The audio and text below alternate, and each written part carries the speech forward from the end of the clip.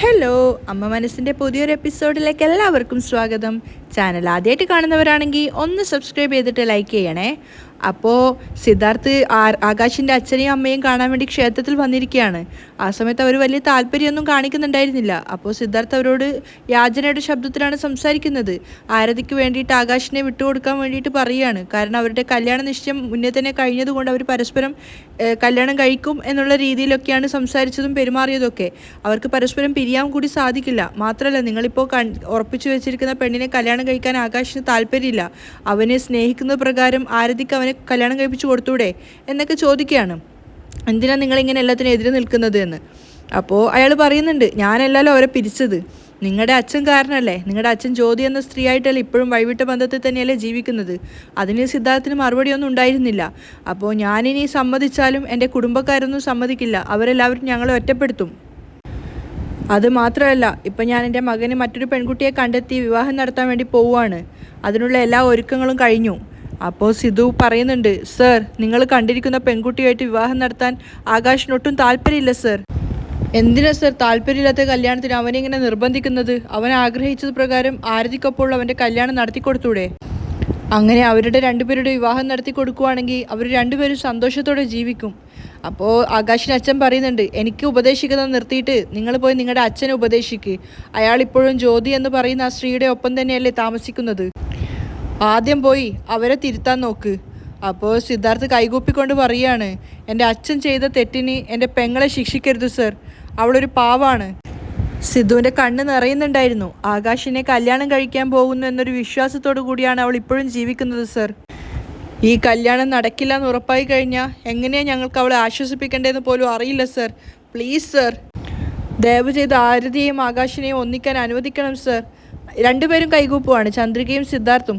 സിദ്ധുവിൻ്റെ കണ്ണൊക്കെ നിറഞ്ഞിട്ടുണ്ടായിരുന്നു. അപ്പോൾ ആകാശിൻ്റെ അച്ഛൻ പറയുന്നുണ്ട്, നിങ്ങൾ എത്രത്തോളം സംസാരിച്ചിട്ട് എൻ്റെ മനസ്സ് മാറ്റിയിട്ട് ആരതിക്കൊപ്പം ആകാശിൻ്റെ കല്യാണം നടത്താമെന്ന് വിചാരിച്ചാലും എൻ്റെ സ്വന്തക്കാരൊന്നും അതിന് സമ്മതിക്കില്ല. സിദ്ധുവും ചന്ദ്രികയും അത് കേട്ടിട്ട് സങ്കടത്തോടെ പരസ്പരം നോക്കുവാണ്. അപ്പോൾ അയാൾ അവരോടും റിക്വസ്റ്റ് ചെയ്യാണ്, ദയവ് ചെയ്ത് ഞങ്ങളിങ്ങനെ ബുദ്ധിമുട്ടിക്കരുത് സർ, പ്ലീസ്. അപ്പോൾ സിദ്ധുവും പറയാണ്, സർ അങ്ങനെ പറയല്ലേ sir, please sir, please sir. പക്ഷേ ഇനിയും സിദ്ധാർത്ഥിനോട് സംസാരിച്ചിട്ട് കാര്യമില്ലെന്ന് മനസ്സിലായപ്പോൾ ആകാശിൻ്റെ അച്ഛൻ അവൻ്റെ അമ്മയോട് പറയാണ്, വാ നമുക്ക് പോവാം. അവർ രണ്ടുപേരും അവിടെ നിന്ന് നടന്നു പോകുന്ന സമയത്ത് പിന്നീന്ന് ചന്ദ്രിക വിളിക്കുകയാണ്, അമ്മ അമ്മ ഒരു നിമിഷം അമ്മ.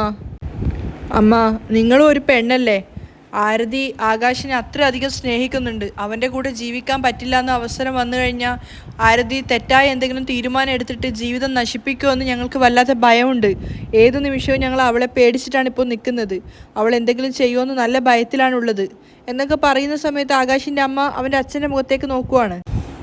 അയാളൊന്നും പറയാതെ നിൽക്കുന്നുണ്ട്. അപ്പോൾ ചന്ദ്രിക വീണ്ടും റിക്വസ്റ്റ് ചെയ്യാണ്, ദയവ് ചെയ്ത് നിങ്ങളെങ്കിലും ഇദ്ദേഹത്തോട് കാര്യം പറഞ്ഞൊന്ന് മനസ്സിലാക്കി കൊടുക്കൂ. അമ്മയുടെ മുഖത്തും ചെറിയൊരു സങ്കടം ഉണ്ടായിരുന്നു. പക്ഷേ അച്ഛൻ അപ്പോൾ പറയുന്നുണ്ട്, ആര് പറഞ്ഞാലും എൻ്റെ തീരുമാനം ഞാൻ മാറ്റാൻ പോകുന്നില്ല. അയാൾ തൻ്റെ ഉറച്ച തീരുമാനം പറയുന്ന സമയത്ത് ചന്ദ്രികയും സിദ്ധാർത്ഥും ഞെട്ടി നിൽക്കുകയാണ്. ആകാശിനെ ഞാൻ കണ്ടെത്തിയ പെണ്ണിൻ്റെ കൂടെയാണ് വിവാഹം. അയാൾ തീർത്ത് പറഞ്ഞുകൊണ്ട് ഭാര്യയെ കൂട്ടിക്കൊണ്ട് നടക്കാൻ നോക്കുവാണ്. അപ്പോൾ അവരുടെ ആകാശിൻ്റെ അമ്മ ചന്ദ്രികയോട് പറയുന്നുണ്ട്, അദ്ദേഹത്തെ അനുസരിക്കാതെ അദ്ദേഹത്തെ ധിക്കരിച്ചുകൊണ്ട് എനിക്കൊന്നും ചെയ്യാൻ പറ്റില്ല. ദയവ് ചെയ്ത് ഇത് നിങ്ങൾ മറന്നേക്ക് എന്ന് പറഞ്ഞ് അദ്ദേഹത്തിൻ്റെ പിന്നാലെ പോവുകയാണ്. സിദ്ധു പിന്നെന്ന് വിളിക്കുന്നുണ്ടെങ്കിലും അവർക്കത് ശ്രദ്ധിക്കാൻ പറ്റുന്നുണ്ടായിരുന്നില്ല. അവരവിടെ നിന്ന് പോവുകയാണ്. പിന്നീട് ജാനകി മുറിയിലിരുന്ന് ഇങ്ങനെ ചിന്തിച്ചുകൊണ്ടേയിരിക്കുകയാണ്. അവരുടെ കയ്യിലൊരു പുസ്തകം ഉണ്ടെങ്കിലും അതവർ ശ്രദ്ധിക്കുന്നുണ്ടായിരുന്നില്ല. അവരുടെ മനസ്സ് നിറയെ ആരതിയെക്കുറിച്ചുള്ള ചിന്തകളാണ്. സിദ്ധു മുറിക്ക് പുറത്ത് വന്നു നിന്നെങ്കിലും അമ്മയുടെ അടുത്തേക്ക് വരാൻ അവന് സാധിക്കുന്നുണ്ടായിരുന്നില്ല. വല്ലാത്തൊരു ഭയവും പേടിയും. കാരണം എന്താണ് അമ്മയോട് പറയുക എന്ന് ആലോചിച്ചിട്ട്. ജാനകിയാണെങ്കിൽ അതേ ഒരു ഇരിപ്പാണ്. കുറേ സമയത്തിന് ശേഷം സിദ്ധാർത്ഥ് വിഷമിച്ച മുഖത്തോടു കൂടിയാണ് അകത്തേക്ക് കയറി വരുന്നത്. സിദ്ധുവിനെ കണ്ടപ്പോൾ കയ്യിലിരുന്ന ബുക്ക് ജാനകി അവിടുന്ന് മാറ്റി വെക്കുകയാണ്. എന്നിട്ട് സിദ്ധുവിനോട് ചോദിക്കുന്നുണ്ട്, ആകാശിൻ്റെ അച്ഛനെ പോയി കണ്ടോ? കണ്ടു. അദ്ദേഹത്തോട് സംസാരിച്ചോ? സംസാരിച്ചു. എന്നിട്ട് അദ്ദേഹം എന്താ പറഞ്ഞത്? അപ്പോൾ സിദ്ധുവിൻ്റെ മുഖം ആകെ വാടുവാണ്. അവൻ പറയുന്നുണ്ട്, ആകാശിൻ്റെ അച്ഛൻ അദ്ദേഹത്തിൻ്റെ തീരുമാനത്തിൽ ഉറച്ചു നിൽക്കുകയാണ് അമ്മേ. അത് കേട്ടപ്പോൾ ജാനകിക്ക് ആകെ വല്ലാതാവുകയാണ്. അപ്പോൾ സിദ്ധു പറയുന്നുണ്ട്, ആകാശിന് അദ്ദേഹം കണ്ടുവച്ച പെണ്ണിൻ്റെ കൂടെ മാത്രമേ വിവാഹം നടത്തുള്ളൂ എന്നാണ് അദ്ദേഹം പറയുന്നത്. അദ്ദേഹത്തിൻ്റെ തീരുമാനത്തിൽ ഒരു മാറ്റവും ഇല്ല. എന്താ സിദ്ധു നീ പറയുന്നത്? ആകാശിന് ആ പെണ്ണിൻ്റെ കൂടെ വിവാഹം നടന്ന ആരതി എന്തെങ്കിലും കടുംകൈ ചെയ്യുവടാ. അത് കേട്ടുകൊണ്ടാണ് ചന്ദ്രികയും അങ്ങോട്ടേക്ക് വരുന്നത്. ജാനകി കരഞ്ഞുകൊണ്ടാണ് സംസാരിക്കുന്നത്. ഞാൻ വേണമെങ്കിൽ ആകാശിൻ്റെ അച്ഛനെ പോയി കാണാം സിദ്ധു. അങ്ങനെ അദ്ദേഹം എന്നോട് സംസാരിക്കാൻ അനുവദിക്കുകയാണെങ്കിൽ ഞാൻ അദ്ദേഹത്തിൻ്റെ കാൽക്കൽ വീണ് സംസാരിക്കാം സിദ്ധു. കെഞ്ചി ചോദിച്ചു നോക്കാം. അത് കേട്ടപ്പോൾ ചന്ദ്രികയ്ക്ക് വല്ലാതാവുകയാണ്. അവരുടെ നിവൃത്തികേടാണ് അവരെ കൊണ്ട് അത് പറയിപ്പിച്ചതെന്ന് ചന്ദ്രികയ്ക്കും സിദ്ധുവിനും അറിയായിരുന്നു. പക്ഷെ എന്നാലും സിദ്ധാർത്ഥനും ചന്ദ്രികയ്ക്കും അത് സഹിക്കാനാവുന്നുണ്ടായിരുന്നില്ല. അപ്പോൾ സിദ്ധു പറയുന്നുണ്ട്, അമ്മ എന്താ അമ്മ ഈ പറയുന്നത്? അപ്പോഴേക്കും ചന്ദ്രിക വേഗം റൂമിലേക്ക് കയറി വരികയാണ്. അമ്മായി, നിങ്ങൾ എന്തിനാ അമ്മായി അദ്ദേഹത്തിൻ്റെ കാൽക്കീഴിൽ വീഴുന്നത്? നിങ്ങൾ ഒന്നുകൊണ്ടും ഭയപ്പെടേണ്ട ആവശ്യമില്ല.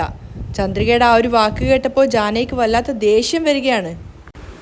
ആകാശിന് വേറൊരു പെണ്ണിൻ്റെ കൂടെ വിവാഹം നടക്കില്ല. ഞങ്ങൾ നടക്കാൻ വിടില്ല.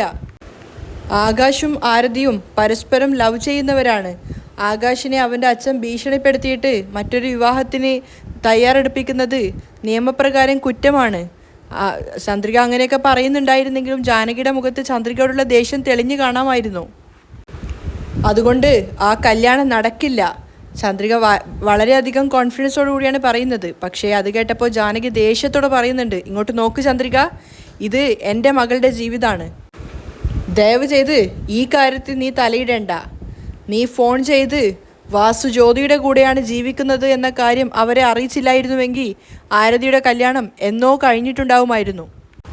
അത് കേട്ടപ്പോൾ ചന്ദ്രികയും സിദ്ധാർത്ഥവും ആകെ ഞെട്ടിയിട്ടുണ്ടായിരുന്നു. അപ്പോൾ ജാനകി ദേഷ്യത്തോടെ പറയുന്നുണ്ട്, അവളുടെ കല്യാണം കൊളാക്കിയിട്ട് ഇപ്പോൾ നല്ലവളെ പോലെ അഭിനയിക്കാതെ. അത് കേട്ടതും ചന്ദ്രികയ്ക്ക് ആകെ സങ്കടമാവുകയാണ്. തൻ്റെ നിരപരാധിത്വം എങ്ങനെയാണ് ഇവരെ ബോധിപ്പിക്കുക എന്ന് ഓർത്തിട്ട്. അപ്പോൾ ജാനകി പറയാണ്, എൻ്റെ മകളുടെ ജീവിതം ഞാൻ നോക്കിക്കോളാം. അമ്മ, സിദ്ധു വിളിക്കുന്നുണ്ട്. നിന്റെ സഹായം എനിക്ക് ആവശ്യമില്ല. നീ ഇവിടെ നിന്ന് പോവാൻ നോക്ക്. ജാനകി ചന്ദ്രികയോട് പറയുന്നത് കേട്ടപ്പോൾ സിദ്ധാർത്ഥിന് തന്നെ സങ്കടമാവുകയാണ്. അമ്മായി, ആകാശിൻ്റെ അച്ഛനെ ഫോൺ ചെയ്ത് കാര്യങ്ങൾ പറഞ്ഞു കൊടുത്തത് ഞാനല്ല. ഈ കഥ ഞാൻ വിശ്വസിക്കാൻ തയ്യാറല്ല ചന്ദ്രിക. ജാനകി തീർത്ത് പറയാണ്. അപ്പോഴാണ് സിദ്ധുവിനെയും ചന്ദ്രികയൊക്കെ അവിടെ കണ്ടുകൊണ്ട് ആരതി അങ്ങോട്ടേക്ക് വരുന്നത്. സിദ്ധുവിനെ കണ്ടതും ആരതി ഓടി അവൻ്റെ അടുത്തേക്ക് വരികയാണ്. അപ്പോൾ ജാനകി ചന്ദ്രികയോട് പറയുന്നുണ്ട്, ആദ്യം നീ ഇവിടെ നിന്നൊന്ന് ഇറങ്ങിപ്പോ. അപ്പോൾ ആരതി സന്തോഷത്തോടു കൂടിയാണ് അകത്തേക്ക് കയറി വരുന്നത്. എന്നിട്ട് സിദ്ധുവിൻ്റെ അടുത്തേക്ക് പോയിട്ട് പറയാണ്, ഏട്ടാ ആകാശിൻ്റെ അച്ഛൻ എന്താ ഏട്ടാ പറഞ്ഞത്?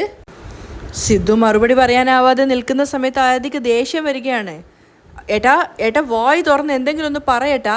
ആകാശിൻ്റെ അച്ഛൻ എന്താ പറഞ്ഞത്? ഏട്ടാ പറ. അപ്പോഴും സിദ്ധുവിന് പറയാനുള്ള ധൈര്യമില്ല. ഏട്ടാ ദയവ് ചെയ്തൊന്ന് വായി തുറന്ന് പറ. അവൻ അപ്പോഴും തലതാഴ്ത്തി നിൽക്കുകയാണ്. സിദ്ധുവിനെ നോക്കിക്കൊണ്ട് ചന്ദ്രികയും തലതാഴ്ത്തി തന്നെയാണ് നിൽക്കുന്നത്. ജാനകിക്കും ആരതിയോട് എന്താ പറയേണ്ടത് എന്ന് അറിയില്ലായിരുന്നു. അപ്പോൾ ആരതിയുടെ ക്ഷമ നശിച്ചിട്ടുണ്ടായിരുന്നു. അവൾ പറയുന്നുണ്ട്, ഏട്ടാ ദയവ് ചെയ്തൊന്ന് പറയേട്ടാ. ആകാശിൻ്റെ അച്ഛൻ ഞങ്ങൾ തമ്മിലുള്ള കല്യാണത്തിന് സമ്മതിച്ചോ ഇല്ലയോ? അവസാനം സിദ്ധു പറയാണ്, അദ്ദേഹം പറ്റില്ല എന്ന് തീർത്ത് പറഞ്ഞു. അത് കേട്ടതും ആരതിക്ക് വല്ലാതെ ഷോക്കാവുകയാണ്. അവളുടെ ആ മുഖഭാവം കണ്ടപ്പോൾ ജാനകിക്ക് വല്ലാതെ പേടി തോന്നുന്നുണ്ടായിരുന്നു. അവൾ സിദ്ധുവിനോട് ചോദിക്കുകയാണ്, പറ്റില്ല എന്ന് തീർത്ത് പറഞ്ഞോ? അതേ മോളെ, കണ്ടില്ലേ അമ്മ, ആകാശിൻ്റെ അച്ഛൻ ഞങ്ങളുടെ കല്യാണം നടക്കില്ല എന്ന് തീർത്ത് പറഞ്ഞു എന്ന്. ഇനി പറയാമ്മ, ഞാൻ എന്തിന് ജീവിക്കണം എന്നും പറഞ്ഞ് ആരതി പൊട്ടി കരയാണ്. അപ്പോൾ സിദ്ധു അവളെ ആശ്വസിപ്പിക്കാൻ ശ്രമിക്കുന്നുണ്ട്. ആരതി കരയല്ലേ?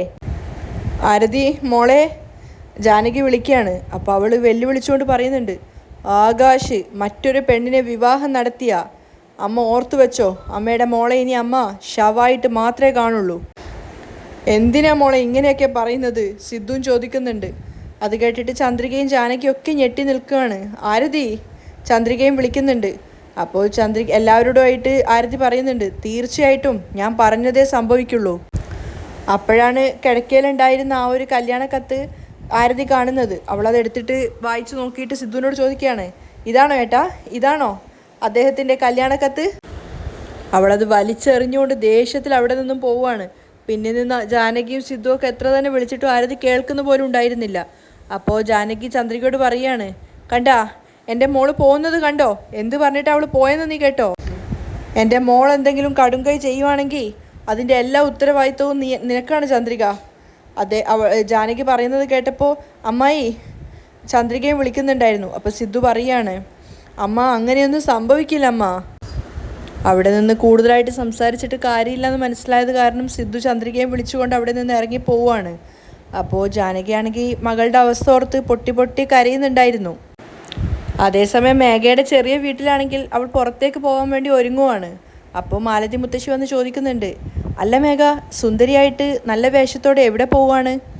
അപ്പോൾ മനോഹരം, മേഘ മറുത്തൊന്നും പറയുന്നില്ല. അപ്പോഴേക്കും മനോഹരൻ അങ്ങോട്ടേക്ക് വന്നിട്ട് പറയുന്നുണ്ട്, ആ പോകുമ്പോൾ തന്നെ ചോദിച്ചു, ഇനി പോയ കാര്യം നടന്നത് തന്നെ.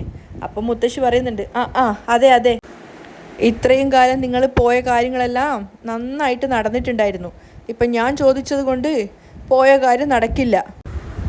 അത് കേട്ടപ്പോൾ മേഘയ്ക്കും ആകെ ഡെസ്പാവുകയാണ്. അവൾ പറയുന്നുണ്ട്, മുത്തശ്ശി എന്തിനാ രാവിലെ തന്നെ ഇങ്ങനെ മൂഡ് ഔട്ടാക്കുന്ന കാര്യങ്ങൾ സംസാരിക്കുന്നത്?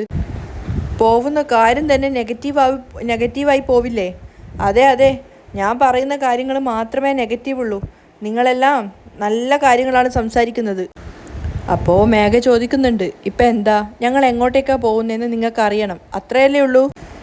ഒരു പ്രൊജക്റ്റിൻ്റെ കാര്യത്തിന് വേണ്ടി ക്ലയൻറ്റിനെ മീറ്റ് ചെയ്യാൻ വേണ്ടി പോവുകയാണ്. അത് കേട്ടപ്പോൾ മുത്തശ്ശിൻ്റെ മുഖത്തൊരു സന്തോഷം നിറയാണ്. ഇപ്പോൾ സമാധാനമായി കാണും, മനോഹരം പറയുകയാണ്.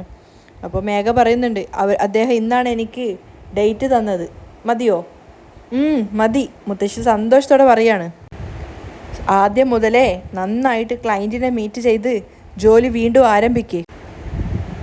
ശരി അമ്മാവ, പോവാൻ സമയമായി, നമുക്ക് ഇറങ്ങാം. അല്ല മേഘ, നമ്മൾ കാറിലാണോ പോകുന്നത്? അതെ, കാറിൽ പോയാലല്ലേ ഒരു ഗെറ്റപ്പ് ഉണ്ടാവൂ. അതല്ല, അമ്മാവൻ ചോദിക്കുമ്പോൾ മോൾ തെറ്റിദ്ധരിക്കരുത്. ചോദിക്ക്, കാറിൽ ഡീസൽ അടിക്കാനുള്ള പൈസയുണ്ടോ? അപ്പോഴാണ് മുത്തശ്ശിയും അത് ചിന്തിക്കുന്നത്. അവർ വാ പൊളിച്ച് നിൽക്കുകയാണ്. കാറിൽ ഡീസൽ അടിക്കാൻ കൂടെ പൈസ ഇല്ലാത്ത ഇവരാണോ ബിസിനസ്സിന് ഇറങ്ങി തിരിക്കുന്നതെന്ന് ആലോചിച്ചിട്ട്. അപ്പോൾ മേഘ പുഞ്ചിരിച്ചുകൊണ്ട് പറയാണ്, ഓൾറെഡി പെട്രോൾ പമ്പിൽ ഞാൻ കാർഡ് ഉണ്ടാക്കി വെച്ചിട്ടുണ്ട്. അപ്പോൾ മനോഹരൻ കളിയാക്കിക്കൊണ്ട് പറയുന്നുണ്ട്, പെട്രോൾ പമ്പിനെ പോലും നീ വിട്ടിട്ടില്ലേ മാഡം? പലചരക്ക് സാധനങ്ങൾ മുതൽ പെട്രോൾ പമ്പ് വരെ മൊത്തം കടത്തിലാണ് വണ്ടി ഓടുന്നത്. ശരി വാ, ആദ്യം തന്നെ ഞാൻ വണ്ടി നേരത്തെ തുടച്ച് വെച്ചതാണ് എന്നും പറഞ്ഞ് മനോഹരൻ ആദ്യം തന്നെ ഇറങ്ങുകയാണ്. മേഘ പിന്നാലെ ബാഗൊക്കെ എടുത്തുകൊണ്ട് പിന്നാലെയാണ് വരുന്നത്. പക്ഷെ മനോഹരൻ വന്ന് നോക്കുന്ന സമയത്ത് കാർ അവിടെ ഉണ്ടായിരുന്നില്ല. പകരം ചന്ദ്രിക ഓട്ടിക്കൊണ്ടിരുന്ന ആ ഒരു സൈക്കിളാണ് അവിടെ ഉണ്ടായിരുന്നത്. അപ്പോൾ അയാളിങ്ങനെ ചിന്തിക്കുകയാണ്, അല്ല ഇതെന്ത് പറ്റി? കാറുണ്ടായിരുന്ന സ്ഥാനത്ത് ഈ ഒരു പൊട്ട സൈക്കിളാണല്ലോ ഉള്ളത്. കാർ എവിടെ പോയി? കാണുന്നില്ലല്ലോ എന്നും പറഞ്ഞുകൊണ്ട് തലയും ചൊറിഞ്ഞുകൊണ്ട് അയാളിങ്ങനെ നോക്കുവാണ് ദൂരത്തോട്ട് എവിടെയെങ്കിലും കാർ ഉണ്ടോ എന്ന് അറിയാൻ വേണ്ടിയിട്ട്. അപ്പോഴാണ് മേഘ ഇറങ്ങി വരുന്നത്. മേഘ വരുമ്പോൾ കാണുന്നത് മനോഹരൻ ഇങ്ങനെ പുറത്തേക്ക് നോക്കി നിൽക്കുന്നതാണ്. അപ്പോൾ അവൾ ചോദിക്കുന്നുണ്ട്, അമ്മാവാ, എന്താ അമ്മാവ നോക്കുന്നത്? അല്ല മേഘ, ഇവിടെ നിർത്തിയിട്ടുണ്ടായിരുന്ന കാറ് കാണുന്നില്ല, അതാണ് ഞാൻ നോക്കിക്കൊണ്ടിരിക്കുന്നത്. അപ്പോഴാണ് മേഘയും ചുറ്റിലും നോക്കുന്നത്. കാറ് കാണുന്നില്ലെന്നോ? അപ്പോൾ അവളുടെ കയ്യിലിരുന്ന കീ കാണിച്ചുകൊണ്ട് പറയാണ്, കാറിൻ്റെ കീ നമ്മുടെ കയ്യിലല്ലേ ഉള്ളത്, അപ്പോൾ പിന്നെ കാർ എങ്ങോട്ട് പോയി? മനോഹരൻ മേഘയെ നോക്കുമ്പോൾ അവളും സംശയത്തോട് ചോദിക്കുകയാണ്, കാർ ആരായിരിക്കും അമ്മാവ കൊണ്ടുപോയത്? അതുതന്നെയാ മേഘ എനിക്കും മനസ്സിലാവാത്തത്. നീ ഇവിടെ നിൽക്ക്, ഞാൻ അങ്ങോട്ടൊക്കെ ഒന്ന് പോയി നോക്കിയിട്ട് വരാം എന്നും പറഞ്ഞ് മനോഹരൻ നടക്കുകയാണ്. ഈ കാർ എന്നാലും എവിടെ പോയി എന്നൊക്കെയാണ് ഇങ്ങനെ സംസാരിച്ചുകൊണ്ടാണ് നടക്കുന്നത്. മേഘയും ചുറ്റിലും നോക്കുന്നുണ്ടായിരുന്നു. തിരിച്ചു വന്ന് മനോഹരൻ പറയുന്നുണ്ട്, കാറ് കാണുന്നില്ല മേഘ, ഇവിടെ എവിടെയും ഇല്ല. അപ്പോഴാണ് മുത്തശ്ശി അങ്ങോട്ടേക്ക് വരുന്നത്. ഇവർ രണ്ടുപേരും പോകുന്നത് കാണാത്തപ്പോൾ മുത്തശ്ശി ചോദിക്കുന്നുണ്ട്, എന്താ നിങ്ങൾ നോക്കിക്കൊണ്ടിരിക്കുന്നത്? മുത്തശ്ശി, കാറ് കാണുന്നില്ല മുത്തശ്ശി. അത് കേട്ടപ്പോൾ അവരും ഞെട്ടുകയാണ്. രാവിലെ കൂടി കാർ ഇവിടെ കണ്ടതാണല്ലോ. അതാ മുത്തശ്ശി എനിക്കും മനസ്സിലാവാത്തത്. അപ്പോൾ സൈക്കിൾ നോക്കിക്കൊണ്ട് അവർ പറയുന്നുണ്ട്, മുത്തശ്ശി, അല്ല കാർ എടുത്തു കൊണ്ടുപോയിട്ട് ഈ ഒരു പൊട്ട സൈക്കിള് ഇതാരാ ഇവിടെ കൊണ്ടുവച്ചത്? എന്നാലും അതാരായിരിക്കും? അപ്പോഴേക്കും മേഘയുടെ ഫോൺ റിങ് ചെയ്യാണ്. അവൾ എടുത്തു നോക്കുന്ന സമയത്ത് ബാങ്കിലുണ്ടായിരുന്ന ഒരു മാനേജറാണ് വിളിക്കുന്നത്. RBI ഓഫീസിൽ നിന്നാണ് വിളിക്കുന്നത്, ബാങ്കിൽ നിന്നാണ് വിളിക്കുന്നതെന്ന് പറയാണ്. പറയൂ സർ, മേഘ കൂളായിട്ട് പറയുകയാണ്. അപ്പോൾ അദ്ദേഹം പറയുന്നുണ്ട്, നിങ്ങൾ 6 മാസമായിട്ട് കാറിൻ്റെ ലോൺ അടക്കാത്തത് കാരണം ഞങ്ങളുടെ ആൾക്കാർ നിങ്ങളുടെ കാർ ഇങ്ങോട്ടേക്ക് എടുത്തിട്ട് വന്നു. അത് കേട്ട സമയത്ത് മേഘ ഞെട്ടിപ്പോയിട്ടുണ്ടായിരുന്നു. അവൾ ഷോക്കായിട്ട് ചോദിക്കുകയാണ് തിരിച്ചിട്ട്, എന്താ പറഞ്ഞത്? കാർ എടുത്തു കൊണ്ടുപോയെന്നോ? അതെ മാഡം, നിങ്ങൾ പെൻഡിങ്ങിലുള്ള ഡ്യൂ അടച്ചിട്ട് കാർ എടുത്തിട്ട് പോയിക്കോളൂ. എന്താ സാർ, നിങ്ങൾ തമാശ കളിക്കുകയാണോ? 6 മാസം ഡ്യൂ കെട്ടിയില്ല എന്ന് കരുതി കാർ എടുത്തിട്ട് പോവാണോ വേണ്ടത്? മര്യാദയ്ക്ക് എൻ്റെ കാറ് തിരിച്ചു കൊണ്ടുവന്ന് തന്നേക്ക്.